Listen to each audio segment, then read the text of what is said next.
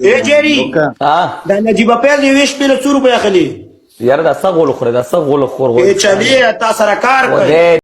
درنو لیدونکو څو ورځې مخکې ولی الله ټیک ټاکر او د هغه ملګری جیري په ټیک ټاک باندې لایف راغلی و او ولی الله د جیري څخه د نجیب فیض د یوې شپې د ریټ پوښتنه کوله. ولی الله د څه په خاطر د نجیب فیض د یوې شپې د ریټ پوښتنه کوله او هغه هم له جیري څخه. جیري نن سبا له ولی الله سره په ټیک ټاک لایف راځي او د نجیب فیض پخوانی ملګری و. له نجیب فیض سره به پخوا ټیک ټاکونه جوړول او ګرمې میلې به ورسره کولې. نو ولی الله هم له جیري څخه دا پوښتنه کوي چې هغه خو تا چلوله د هغې د یوې شپې ریټ په څو روپۍ دی. اوس دا نو الله پوهېږي چې جیري به نجیب فیض چلوله او که نه، خو ولی الله له جیري څخه د دې د یوې شپې د ریټ پوښتنه ځکه کوله چې مخکې به له جیري سره دا لایف راتلله او هر قسم پارټیانې به یې سره کولې. خو په هر حال باندې نجیب فیض نن سبا د پاکستان په پنجاب کې ښه په مزو سر ده او د پاکستان په پنجاب کې هغه مزې ورته رسیږي چې یو عام پاکستاني ته نه رسیږي او یو افغان خو لا لرې خبر ده. نجیب فیض لکه څنګه چې تاسو ته معلومه ده له افغانستان او افغانانو سره یې سخته دښمني شروع کړې ده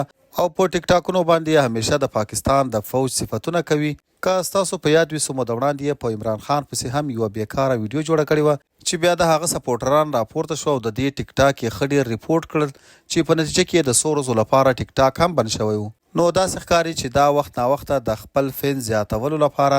هر چا ته خوله ورچوي تر څو د هغې په اړه باندې په انټرنیټ باندې ګرم بحثونه وشي او هغه ډېره زیاته پکې ټیک شي او یاده شي. قدرمن دوستانو، د نجیب فیض چې کومې ویډیوګانې ما تاسو سره په تیرو ویډیوګانو کې شیر کړې، له هغې نه داسې ښکاري چې نجیب فیض نن سبا د پیسو په بدل کې هر کار کوي.